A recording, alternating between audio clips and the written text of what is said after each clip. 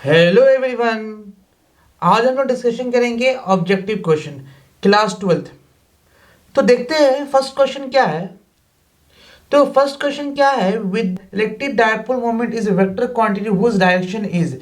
तो electric dipole का मतलब कैसा होता है? इलेक्ट्रिक डायपोल मतलब क्या है, एक मान लो कि Q1 चार्ज यहाँ पे प्लस Q चार्ज है, ठीक है, ये माइनस Q चार्ज और ये प्लस Q चार्ज, इन दोनों को बहुत कम डिस्टेंस पे रख देते हैं, इन दोनों को बहुत कम डिस्टेंस पे रख देते हैं, तो एक क्या होता है, डायपोल क्रिएट होता है। अब इस डायपोल का जो डायरेक्शन होता है निगेटिव टू पॉजिटिव होता है, ठीक है, निगेटिव टू पॉजिटिव मतलब क्या, ऋण से धनावेश की ओर या फ्रॉम निगेटिव टू पॉजिटिव।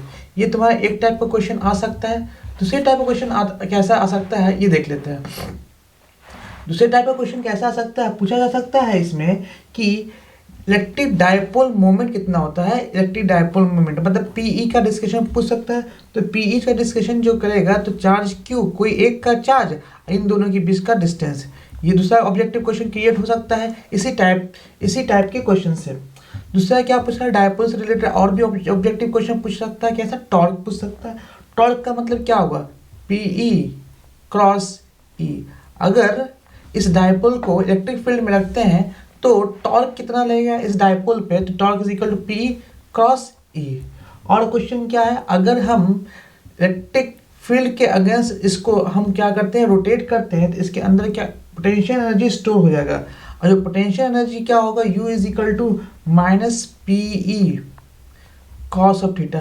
ये ऑब्जेक्टिव क्वेश्चन डायपोल से क्रिएट किए जा सकते हैं। और नेक्स्ट क्वेश्चन कैसा ऑब्जेक्टिव क्वेश्चन डिस्कशन कर सकते हैं, हो सकता है कि डायपोल को इलेक्ट्रिक फील्ड के अंदर प्लेस्ड किया गया है और प्लेस करने के बाद उस डायपोल पे फोर्स कितना होगा ये पूछा गया। तो उसका फॉर्मूला जो होगा वो P E D E by D x. ये 1 2 3 4 ये 4 तरह के क्वेश्चन इस तरह के डायपोल के बन सकते हैं। और साथ ही साथ एक जो डायरेक्शन डायपोल का, ये टोटल 5 तरह के क्वेश्चन डायपोल से क्रिएट किए जा सकते हैं, जो कि एक यहाँ पे क्वेश्चन दिख रहा है।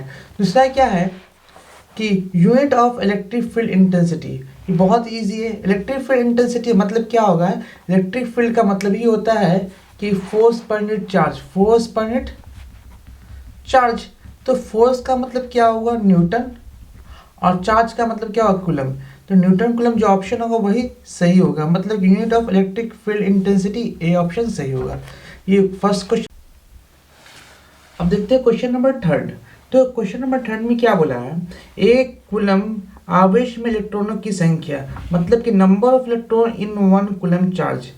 तो 1 कूलम चार्ज में number of electron find out करना है। तो हम जानते हैं कि एक इलेक्ट्रॉन पे जो चार्ज होता है वो 1.6 इंटू 10⁻⁻19 कूलम होता है एक इलेक्ट्रॉन पे। तो अगर हम एक कूलम कहने का मतलब क्या है, 1/1/1.6 इंटू 10⁻⁻19 इलेक्ट्रॉन होगा कितना, एक कूलम चार्ज पे। मतलब क्या है, टोटल चार्ज 1 कूलम होगा। इसको हम क्या करते हैं, ऊपर लेके चले जाते हैं। तो क्या हो जाएगा, 1 इंटू 10⁻19 अपॉन 1.6।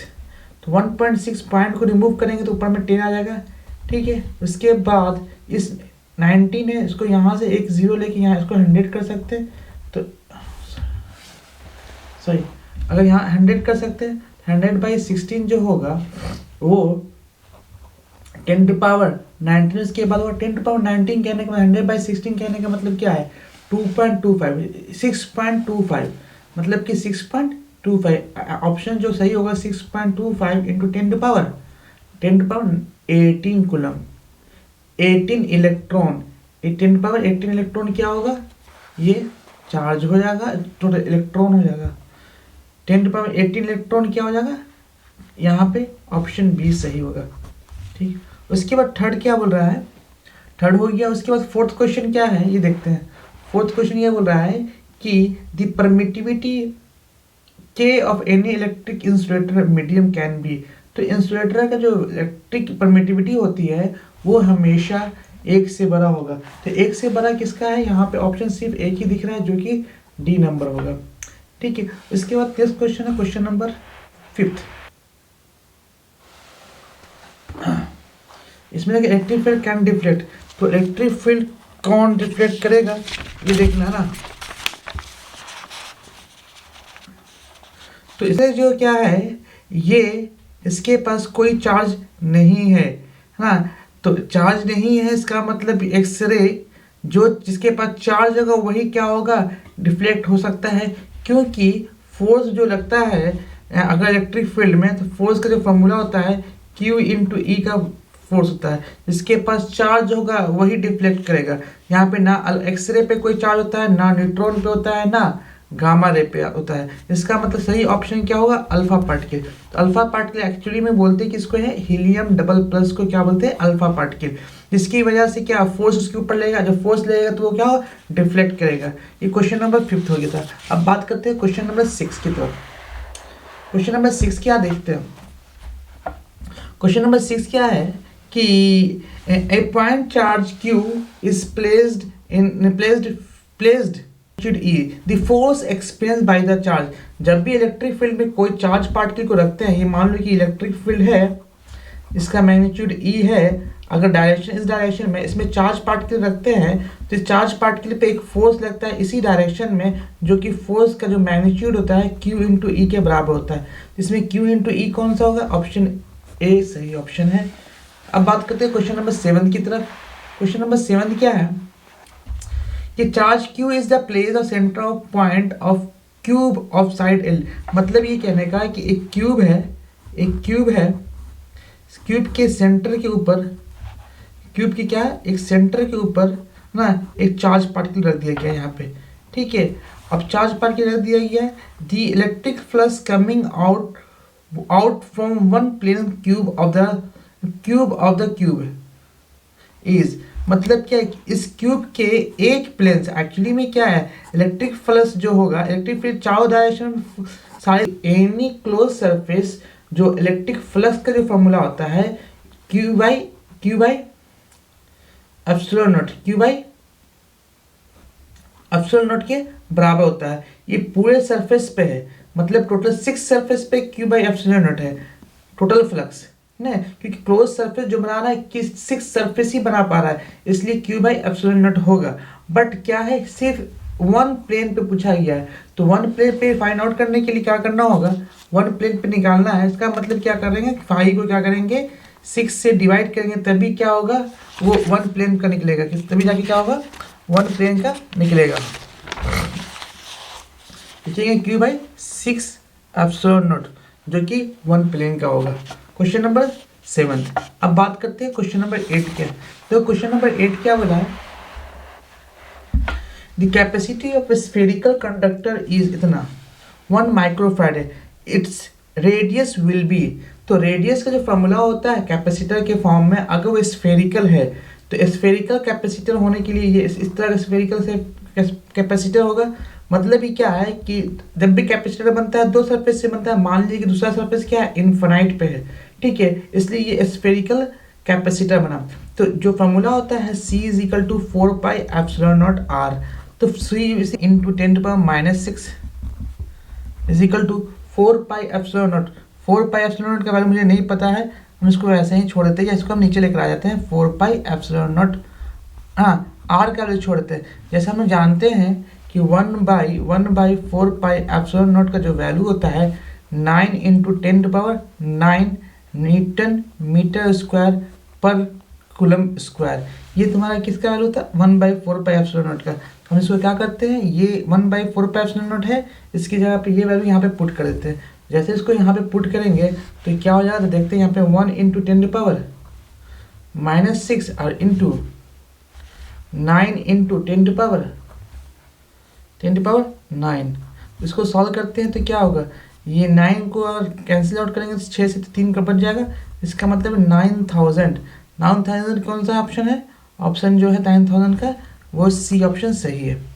नेक्स्ट क्वेश्चन है, क्वेश्चन नंबर 9 है, 9th नंबर क्या है, the capacity of any condenser does not depends on. Does not depends on मतलब ये कैपेसिटी किस पे डिपेंड्स नहीं कर रहा है। तो कंडेंसर जो होता है एक्चुअली में ये कैपेसिटर की ही बात कर रहा है।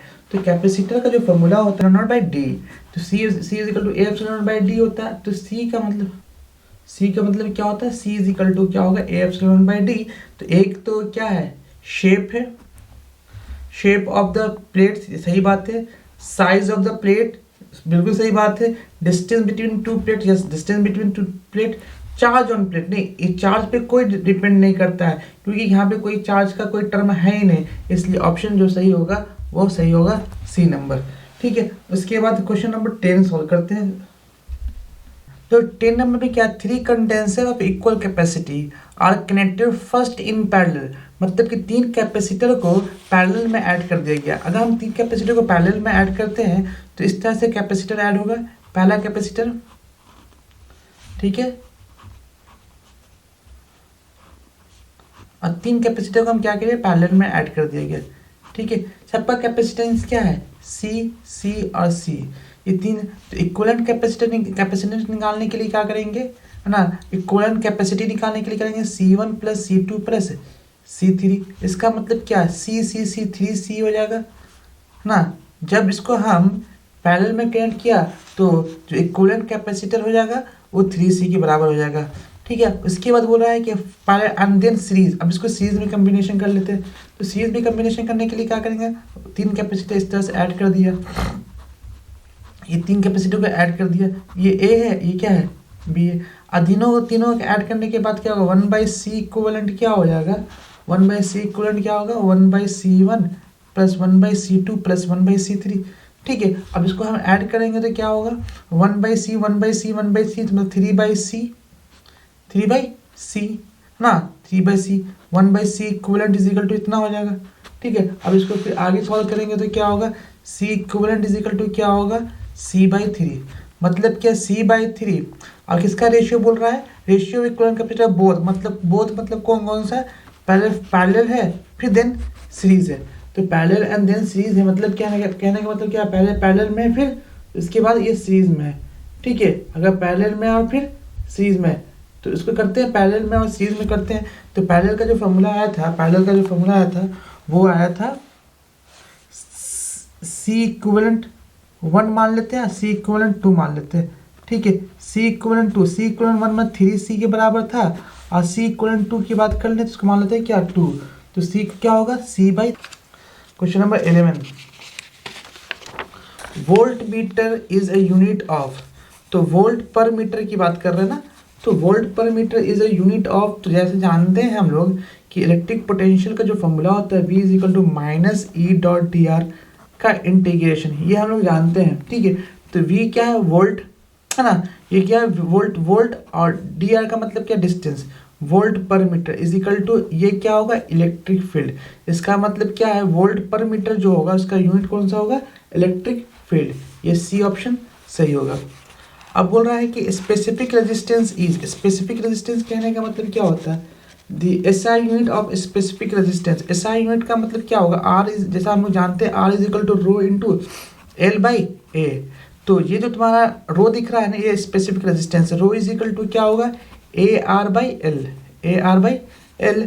तो A का क्या होगा, एरिया का मीटर स्क्वायर, और R का क्या होगा, ओम, और ये लेंथ का क्या होगा, मीटर। मीटर एक कैंसिल हो गया, इसका मतलब क्या है, रो का जो यूनिट होगा मीटर और ओम के बराबर होगा।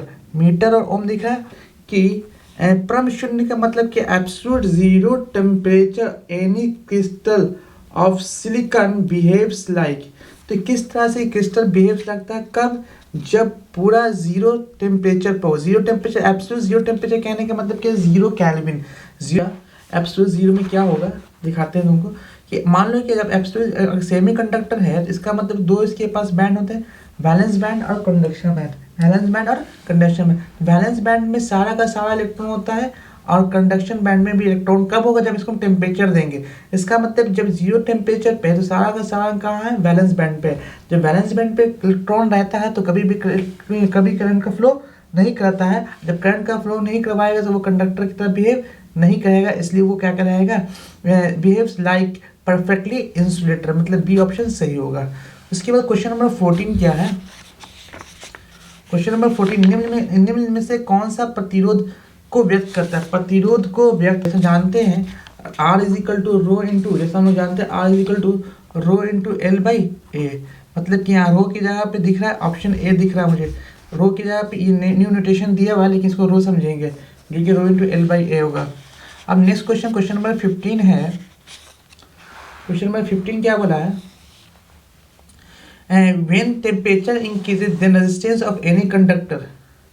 टेम्परेचर इंक्रीज करते हैं तो रेजिस्टेंस किसी कंडक्टर का कैसे चेंज करता है। तो जैसे जैसे टेम्परेचर इंक्रीज करेंगे तो क्या होगा, कॉलिजन बढ़ेगा। जब कॉलिजन बढ़ेगा मतलब क्या, उन दोनों की, दो कॉलिजन के बीच में टाइम का क्या होगा, गैप धीरे धीरे घटता जाएगा। जब टाइम घटता है तो रेजिस्टेंस क्या होता है, कॉलिजन का टाइम घटता है तो रेजिस्टेंस बढ़ता है। ये कैसे मालूम चला कि टाइम घटता है तो रेजिस्टेंस बढ़ता है? इसका जो फॉर्मूला था R is equal to M into L upon A N E square by tau. ये टाउ क्या होता है, कॉलिजन बताता है टाइम, कितनी जल्दी टाइम जो कम होगा, टाउ का वैल्यू कम होगा, टाउ का वैल्यू कम होगा, इसका मतलब रेजिस्टेंस ज़्यादा होगा।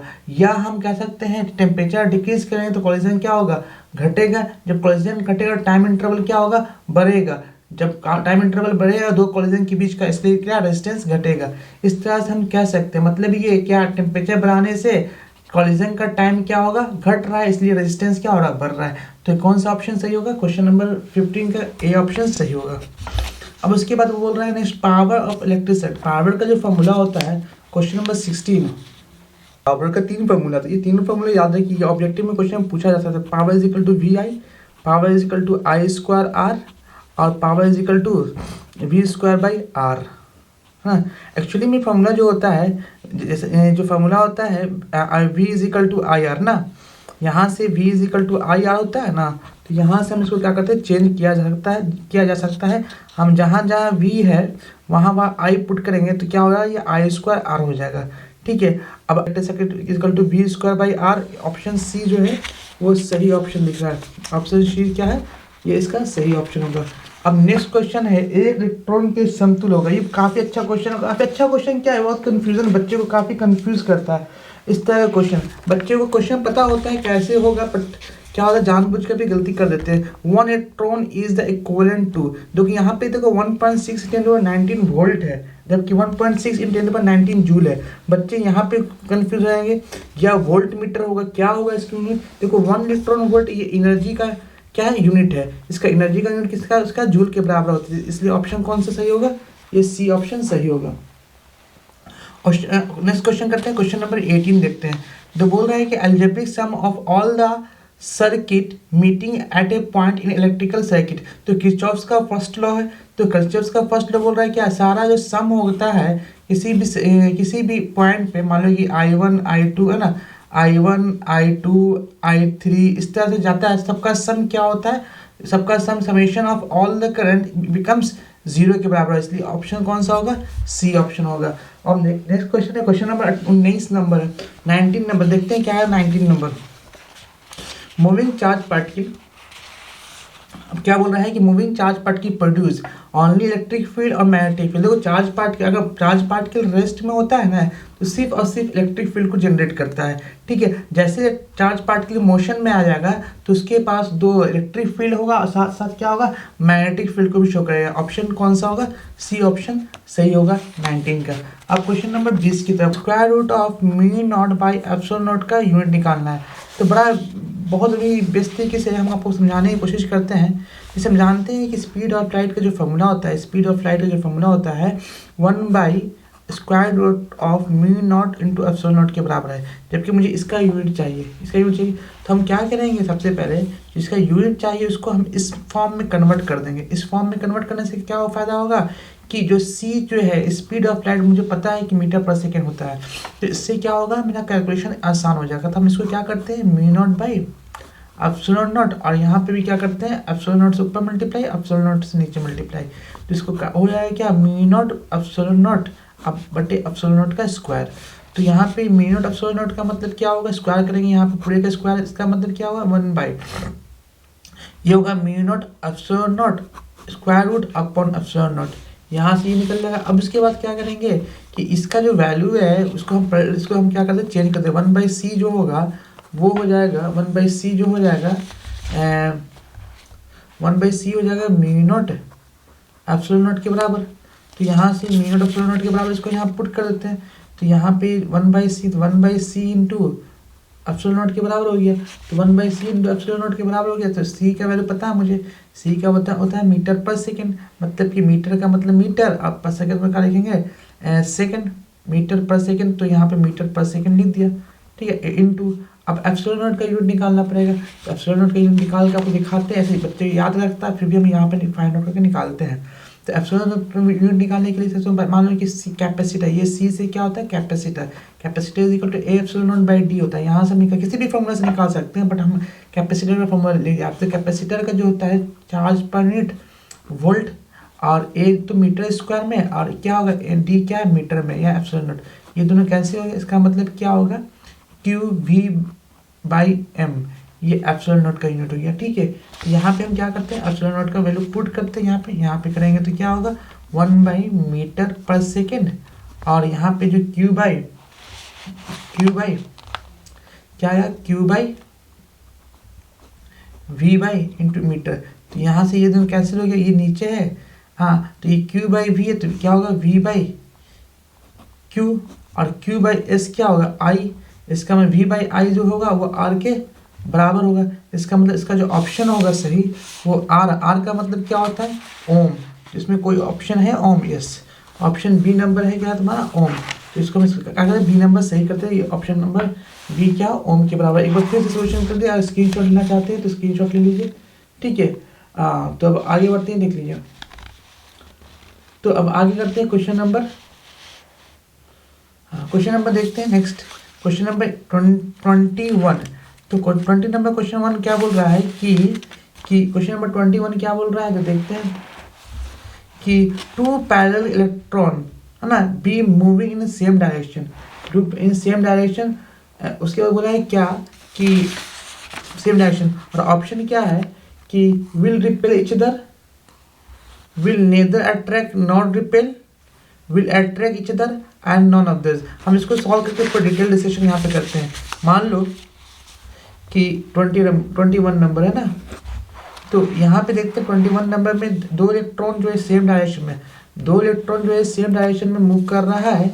इसका मतलब ये है कि इलेक्ट्रॉन मूव कर रहा है सेम डायरेक्शन में, अगर इलेक्ट्रॉन नीचे मूव कर रहा होगा तो करंट का फ्लो ऊपर होगा।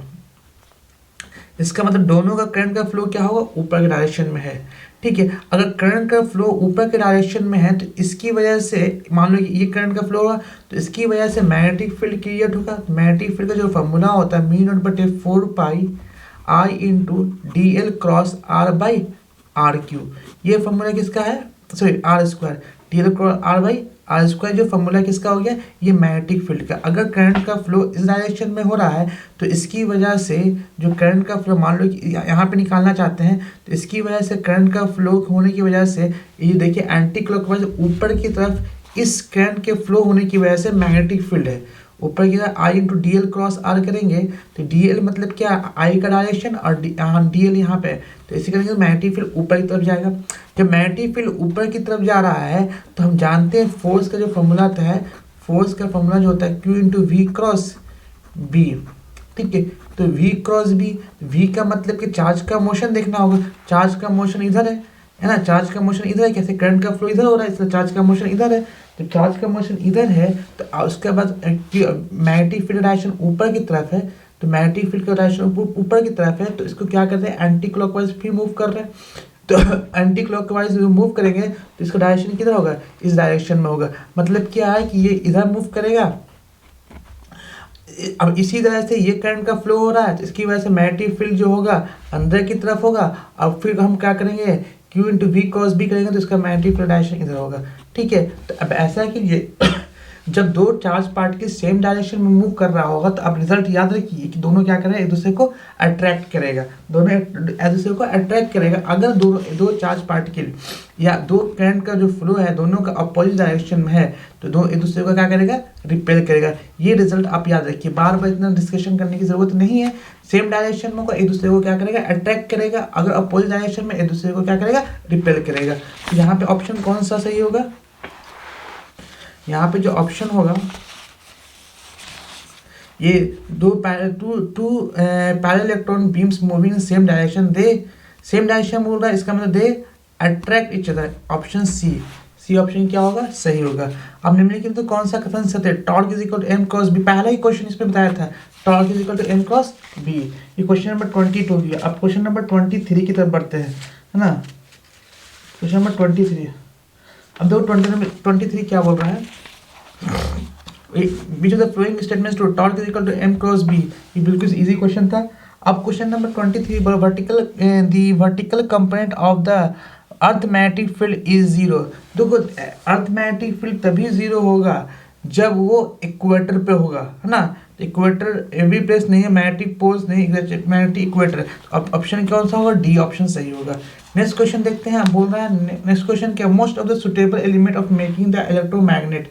तो यहाँ पे इलेक्ट्रोमैग्नेट ना, the most suitable element for making the electromagnet, electromagnet को ना, इलेक्ट्रोमैग्नेट कौन सा सुटेबल सबसे ज़्यादा है, soft iron, steel iron, copper iron और निकल। देखो क्या है, जब भी हम ट्रांसफार्मर बनाए हैं तो कोर के फॉर्म में हम क्या करते हैं, एक आयरन डालते हैं जो कि सॉफ्ट आयरन होता है, जो कि ऑप्शन होगा ए। क्वेश्चन नंबर 25 देखते हैं क्या है। क्वेश्चन नंबर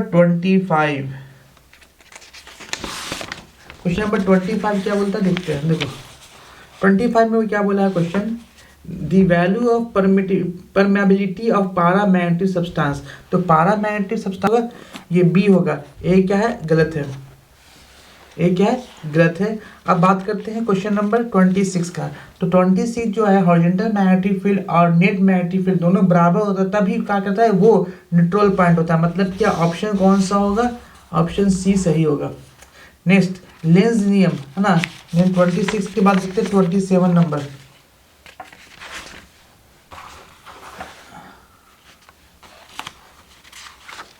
27 नंबर क्या बोला है question, Lenz law is based on.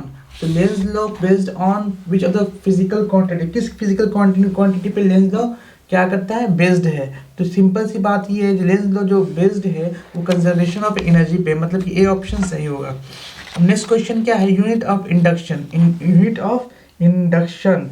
Induction का यूनिट निकालना मतलब क्या है, जैसे हम जानते हैं कि E M F equal to minus L D I by D T होता है। माइनस से यूनिट में कोई फर्क नहीं पड़ने वाला, माइनस हटा भी देंगे तो कोई फर्क नहीं पड़ेगा। लेकिन ये क्या है, वोल्ट के बराबर होता है। एल को जो छोड़ दिया और आई को लिखा क्या, आई, और यहाँ पे दिया टी को लिखा टी, ठीक है। अब निकालना है कि इसका यूनिट क्या होगा, एल का। तो v is equal to V T by I कर दिया, है ना, वी टी बाई आई कर दिया। तो यहाँ पे एल हो गया, एल जो है यहाँ v बाई आई को कर सकते हैं आर ना, आर लिख सकते हैं आर इंटू टी। अब आर इंटू टी मतलब क्या हुआ, आर इंटू टी का मतलब कि आर क्या है यहाँ पे, ओम है, और टी क्या है यहाँ पे, सेकंड है। तो आर सेकंड, अब क्या होगा ऑप्शन सही, ओम सेकंड क्या होगा, इसका ऑप्शन सही होगा। तो ओम सेकंड कौन सा है, ऑप्शन दिख रहा है ए ऑप्शन, ठीक है। उसके बाद नेक्स्ट है एल बाई एम, है ना। 29 में क्या है, एल बाई आर की विमा, मतलब कि dimension of L by R किसके इक्वल होगा। एक ऑप्शन दिया एल सी, एक ऑप्शन दिया under root 1 by under root L by C and D. हम देखते हैं पहले एल बाई आर का जो डायमेंशन देखते हैं। तो एल बाई आर का जो डायमेंशन होगा, जिसको बोलते हैं विमा है, तो एल का यूनिट अभी जस्ट देखा है, एल का जो यूनिट होगा ओम सेकेंड, और आर का जो यूनिट होगा वो क्या होगा, ओम होगा। तो ओम कैंसिल आउट, इसका मतलब क्या है कि एल बाई आर जो यूनिट होगा वो क्या होगा, सेकेंड के बराबर होगा, ठीक है। हम पहला ऑप्शन चेक करते हैं। पहला ऑप्शन क्या है, एल सी। क्या ऑप्शन है पहला, एल सी का यूनिट निकाल के देखते हैं क्या होता है। तो एल का यूनिट मुझे पता है, एल का यूनिट सिंपल सी बात है, ओम और सेकेंड होगा। हम सी का पहले निकालते हैं, सी यहाँ पे लाके पुट कर देंगे, उसके बाद मेरा बात बन जाएगा। C is equal to Q by क्या होता है, क्यू बाई वी, और वी का वैल्यू क्या होगा, वी इज इक्वल टू क्या होगा, आई आर, ठीक है। तो यहाँ पे क्यू बाई आई जो होता है वो टी के बराबर होता है। टी बाई टी का यहाँ पे समय है, तो टी बाई आर। तो हम एल का यूनिट मुझे पता है, एल का यूनिट, टी का मतलब क्या है, ये सेकेंड हो जाएगा, और सेकेंड हो जाएगा, आर का यूनिट क्या होगा, ओम हो जाएगा, ठीक है। तो यहाँ से यूनिट देखते हैं तो किसके बराबर है। तो एल का जो यूनिट हो गया, एल बाई आर क्या होगा, सेकेंड। एल का यूनिट यहाँ पे क्या है, ओम सेकेंड, और सी का यूनिट क्या हो, सेकेंड बाई ओम। तो ये दोनों क्या होगा, ओम कैंसिल हो गया, इसका मतलब क्या हो गया, बन गया सेकेंड का स्क्वायर, अगर सेकेंड का स्क्वायर है, इसका मतलब ये हो गया कि अगर हम इस पर स्क्वायर रूट चढ़ा देंगे, इसके ऊपर स्क्वायर रूट चढ़ा देंगे तो क्या ये सेकेंड के बराबर है? जो सेकेंड जो है एल बाई, सेकेंड जो किसका यूनिट है, सेकेंड जो यूनिट है एल बाई आर का सेकेंड यूनिट है।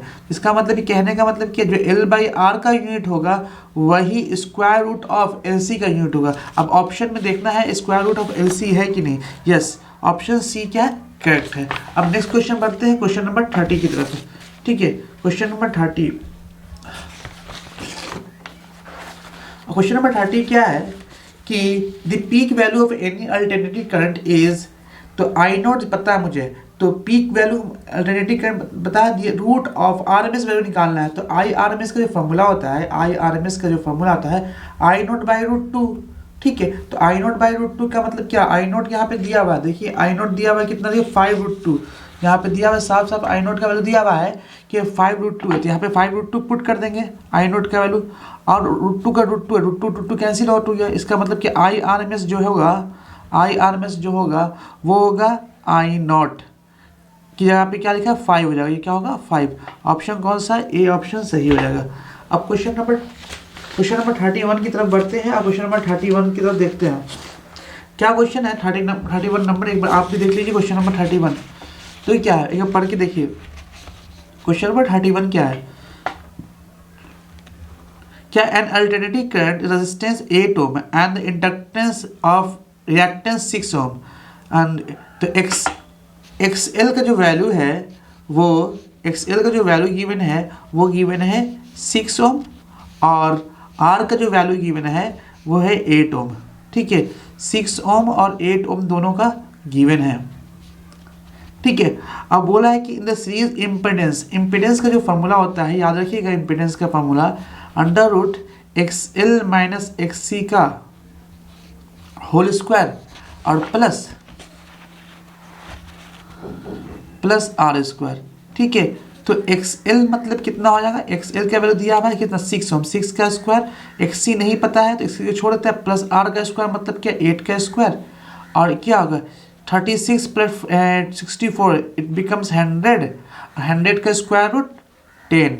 ऑप्शन कौन सा सही होगा 31 का, क्वेश्चन नंबर 31 का ऑप्शन जो है 2 ओम, 10 ओम, 14 ओम एंड 14√2 ओम दिया हुआ है, लेकिन करेक्ट ऑप्शन जो होगा वो 10 ओम के बराबर होगा, ऑप्शन बी।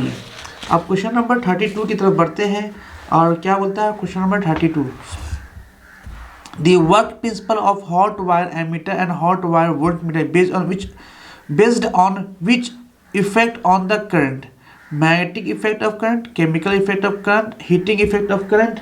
तो ये 4 ऑप्शन है। हिंदी में दिया तप्त तार अमीटर एंड तप्त तार वोल्ट मीटर, तप्त तार एमीटर और तप्त तार वोल्ट मीटर दोनों का कार्य का सिद्धांत धारा के निम्नलिखित में से किस प्रभाव पर आधारित है, किस प्रभाव पे आधारित है, तो ये होगा आंसर इसका हीटिंग इफेक्ट पे।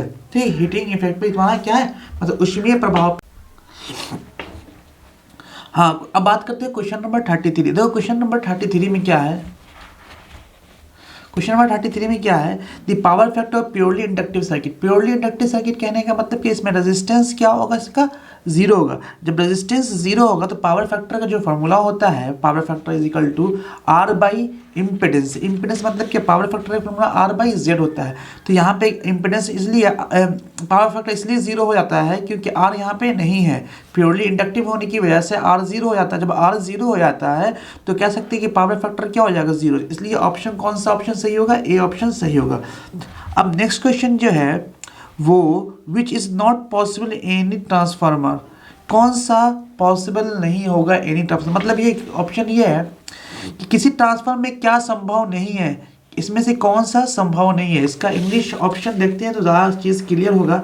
तो एडी करंट है, डायरेक्ट करंट है, अल्टरनेटिव करंट है और ये इंड्यूस करंट। एडी करंट तो ट्रांसफार्मर में प्रोड्यूस होता है, ना, जिसकी वजह से फ्लक्स, देखिए क्या होता है कि दो प्राइमरी कॉइल और सेकेंडरी कॉइल होता है। तो प्राइमरी कॉइल में क्या होता है, अल्टरनेटिंग करंट जो होता है फ्लो करता है। जब अल्टरनेटिंग करंट फ्लो करता है तो टाइम के साथ करंट का वैल्यू चेंज करता है। जैसे जैसे टाइम के साथ करंट का वैल्यू चेंज होगा तो क्या होगा, फ्लक्स जनरेट होगा।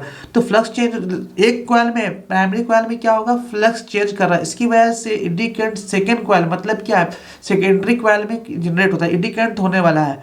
और अल्टरनेटिंग करंट तो है ही, इंड्यूस करंट भी होगा। इसका मतलब जो नहीं होने वाला है वो है 34 का बी, डायरेक्ट करंट कोई इंड्यूस यहाँ पे नहीं होने वाला है। Question number 34।